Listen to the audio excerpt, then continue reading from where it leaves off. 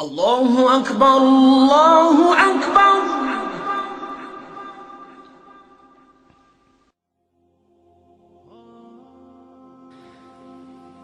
Это взято из Китаб-уль-Булхан от XIV века. Это книга о джиннах и шайтанах. И вот вы видите изображение дьявола. Если вы заметите, я даже не ставлю здесь свою подпись, предпочитая оставить его анонимным. Ведь кто-то может взять у меня это изображение и разместить его на YouTube, сказав, что я публикую изображение дьявола. И все же обратите внимание на этот символ. Он сложил руки совершенно особым образом в форме рог дьявола. В 60-х годах Антон Лавей в одном из своих интервью объяснил этот знак, сказав, что это древний символ служителей дьявола. Бога, которому они поклонялись, называют Бафомет. Исследователи утверждают, что речь идет об ответвлении христианского оккультизма, приверженцы которого поклонялись дьяволу в эпоху крестовых походов. Сообщается, что они использовали это имя для того, чтобы высмеять имя пророка, саллиллаху алейхи вассалям. Тот же знак вы можете увидеть и на этой картине, где, по всей видимости, изображена ведьма, которая фактически подражает дьяволу своими рожками.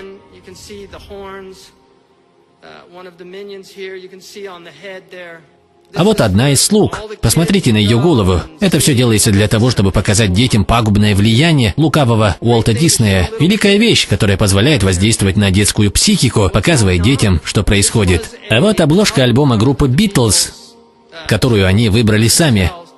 Так вот, оба из Битлз, и Леннон, и Маккартни, не знаю, как остальные, а эти двое были приверженцами оккультизма. Леннон, к примеру, учился говорить задом наперед, как делают это в некоторых оккультных школах. Есть даже записи, на которых он говорит таким образом.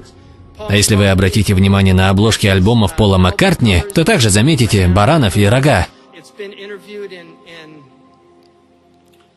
В одном из интервью кто-то из участников группы упомянул, что Маккартни очень интересовался оккультными науками и даже практиковал некоторые вещи. А вот здесь, на старой фотографии, мы видим другой оккультный символ, представляющий число 666, знак зверя. Также он означает «Окей». Так что будьте внимательны. На этой картине вы можете заметить маленькую масонскую руку. Это известный масонский символ. Также здесь видно число 23, очень важное в оккультной нумерологии. И снова дьявольские рога. Пророк, саллиллаху алейхи вассалям, говорил, он сказал: «Я предупреждаю вас, как предупреждали людей все пророки о приходе Даджаля. Но также я хочу рассказать вам кое-что о Даджале, то, чего ранее не говорил никто. Он будет одноглазым и будет утверждать, что он Бог, а Бог не может быть одноглазым». Мне кажется очень странным тот факт, что культ одноглазого человека так широко распространен в поп-культуре.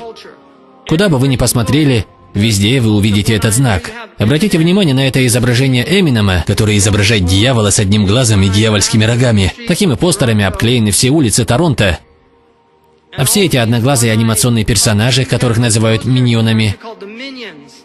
Я не говорю о каком-то тайном заговоре, но поймите, множество людей даже не понимают, о чем идет речь, что означают все эти символы. Нельзя сказать, чтобы авторы этих анимационных персонажей все были вовлечены в заговор. Это всего лишь плод воображения, но дьявольского воображения, ведь их вдохновляет шайтан. Если вы хотите узнать корни этого заговора, то они в невидимом мире, с которым все мы имеем дело. Это часть борьбы рабов Божьих против сил, которые стремятся сломить людей. Видели ли вы, как кто-нибудь это делает? Может быть, вы сами делали такие фотографии? Скажите, кто бы сфотографировался таким образом? Почему? Я не видел никого, кто бы сделал так. Так почему же вы так делаете? Откуда взялась эта одноглазая одержимость? Что происходит?